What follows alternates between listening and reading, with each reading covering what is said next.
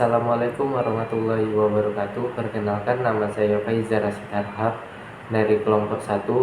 Jadi di sini saya akan mempresentasikan hasil dari kelompok statistika bisnis saya sendiri. Jadi kelompok saya terdiri dari Aldia Renata, Anca Najrin, Faizar Rasid Harhab, Jihan Salsabila, dan Nur Haliza.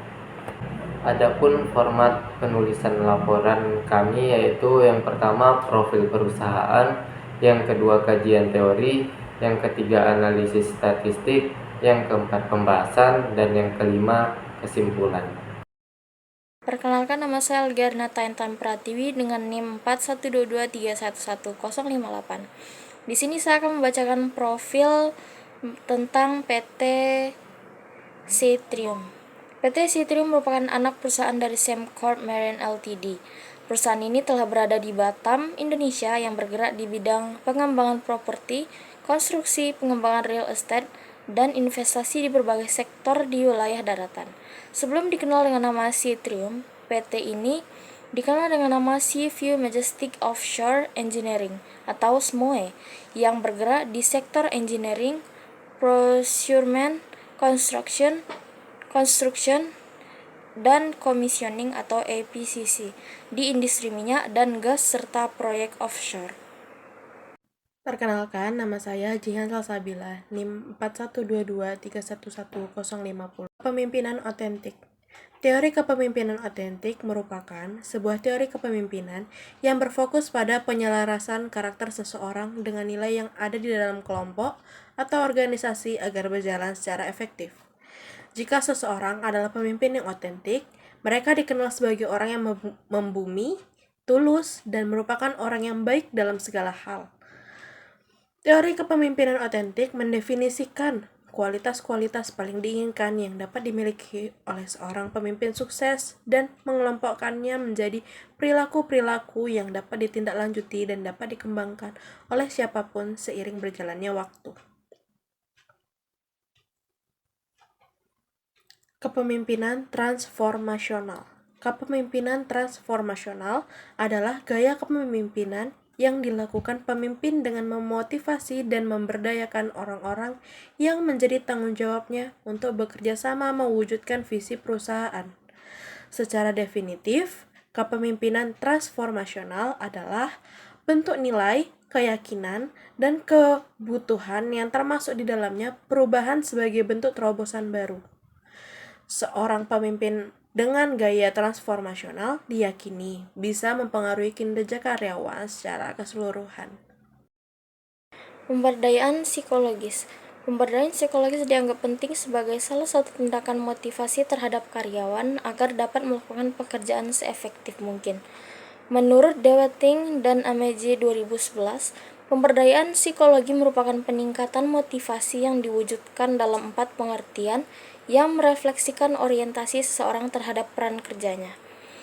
Chang, Shih, dan Lin 2009 berpendapat bahwa pemberdayaan psikologi merupakan persepsi psikologi atau sikap karyawan tentang tugas ataupun pekerjaan dan peran organisasi mereka.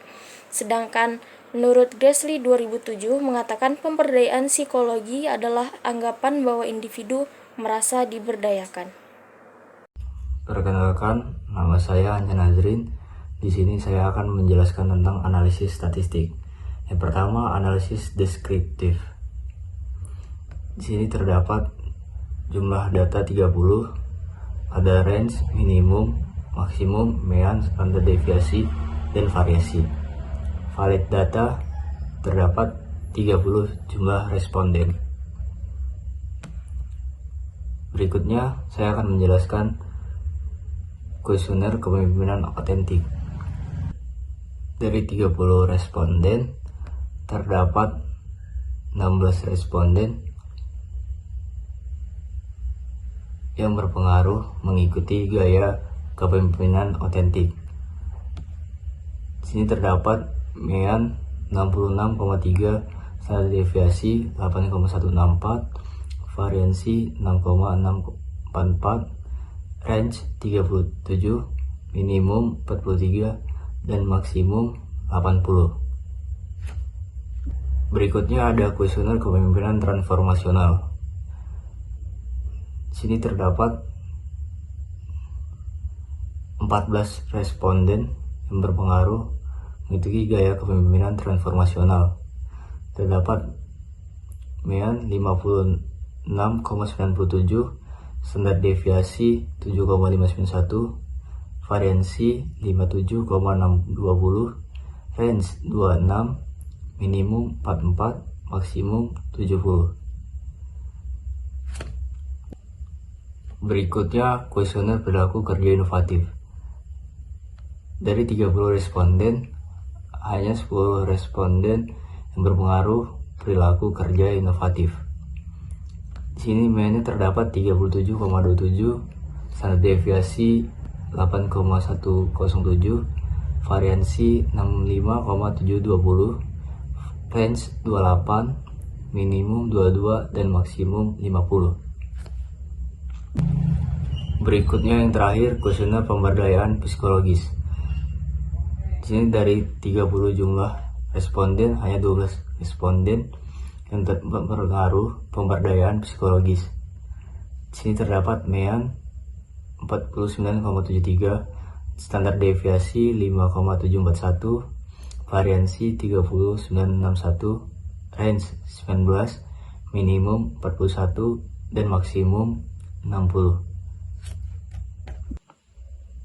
Kesimpulannya, dari jumlah responden yang berpengaruh terbesar yaitu mengikuti gaya kepemimpinan otentik, dan yang paling sedikit itu adalah perilaku kerja inovatif. Sangat sedikit mengikuti perilaku kerja inovatif. Selanjutnya di sini saya akan menjelaskan mengenai analisis regresi linear berganda. Baik, untuk yang pertama di sini kita akan membahas mengenai kepemimpinan otentik atau yang seterusnya akan disebut dengan X1, dan kepemimpinan transformasional yang seterusnya akan disebutkan dengan X2 terhadap perilaku kerja inovatif yang seterusnya akan disebut dengan Y1. Baik, jadi yang pertama di sini ada tabel autokorelasi atau yang bisa kita sebut dengan model summary juga. Lalu yang kedua di sini ada tabel pengaruh variabel X1 dan X2 terhadap Y1 atau kita bisa sebut dengan tabel ANOVA. Yang ketiga terdapat tabel koefisien. Lalu yang kedua di sini ada analisis kepemimpinan otentik atau X1 dan kepemimpinan transformasional atau X2 terhadap pemberdayaan psikologis atau Y2. Sama seperti tadi, di sini juga terdapat 3 tabel, yaitu tabel autokorelasi atau model summary. Yang kedua terdapat tabel pengaruh X1 dan X2 terhadap Y2, yaitu tabel ANOVA.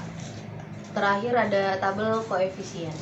Selanjutnya kita masuk ke pembahasan atau perumusan hipotesis terhadap tabel-tabel yang sebelumnya sudah kita uji tadi.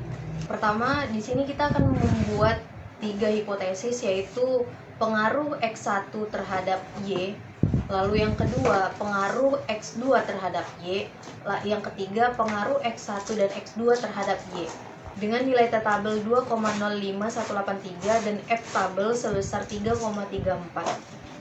Baik, langsung saja kita masuk ke pembahasannya, yaitu pembahasan dari hipotesis pertama, yaitu pengaruh dari X1 terhadap Y1.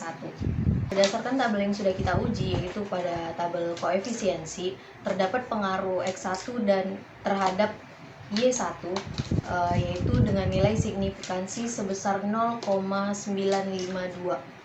Jika dibandingkan dengan nilai signifikansi 0,05, maka 0,952 akan lebih besar daripada 0,05. Pada tabel koefisien tersebut terdapat T hitung, yaitu sebesar 0,060. Jika dibandingkan dengan nilai T tabel kita, maka perbandingan tersebut akan menunjukkan bahwa T hitung kita lebih kecil dari T tabel. Jadi dapat kita simpulkan bahwa hipotesis pertama ini ditolak karena nilai T hitungnya lebih kecil dari T tabel. Jadi bisa dipastikan bahwa tidak ada pengaruh X1 terhadap Y1. Selanjutnya kita masuk ke hipotesis kedua, yaitu pengujian terhadap X2 terhadap Y1.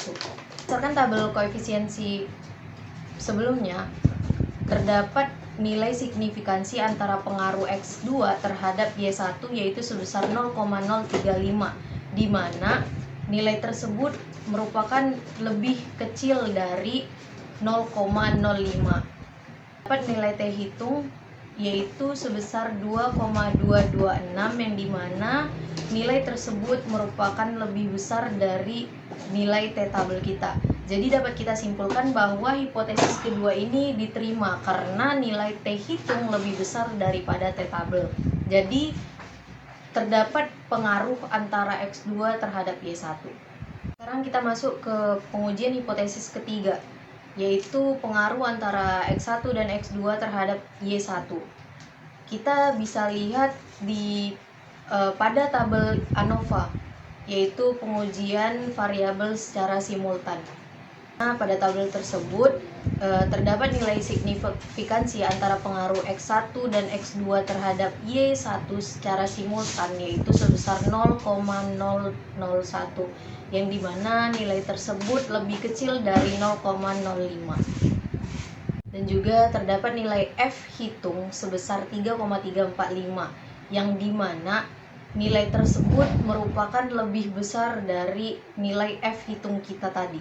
Jadi dapat kita simpulkan bahwa hipotesis ketiga ini dapat diterima karena nilai F hitungnya lebih besar daripada F tabel.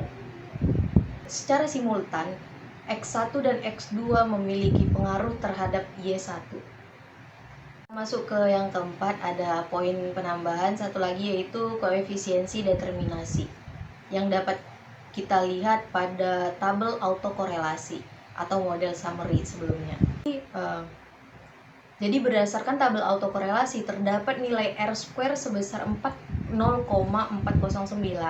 yang dimana hal tersebut mengandung arti bahwa nilai X1 dan X2 secara simultan berpengaruh terhadap Y1 yaitu sebesar 40,9%. Masuk ke pembahasan kedua, yaitu uji regresi linier berganda untuk kepemimpinan otentik dan transformasional terhadap Y2 atau pemberdayaan psikologis. Poin pertama yaitu pembahasan hipotesis antara pengaruh X1 terhadap Y2.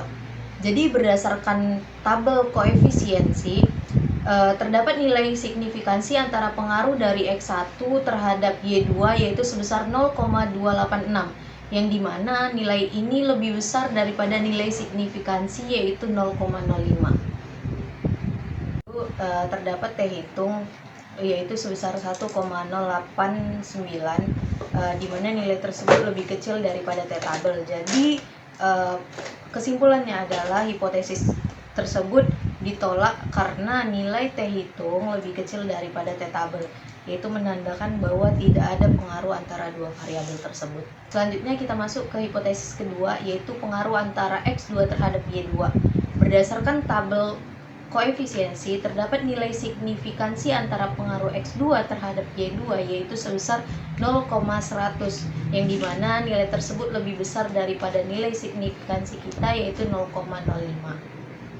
Adapun kesimpulan dari hasil survei yang telah kami lakukan, bahwasannya PT Seatrium banyak memilih gaya kepemimpinan otentik, di mana gaya kepemimpinan otentik ini adalah gaya kepemimpinan yang sangat tulus dan banyak disenangi oleh karyawan.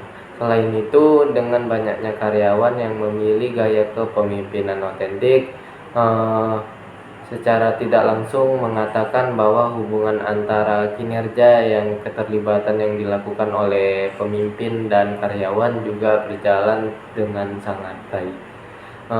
Sekian dari presentasi yang telah kami jelaskan. Jika ada kesalahan mohon dimaafkan. Wabillahi taufik wal hidayah. Wassalamualaikum warahmatullahi wabarakatuh.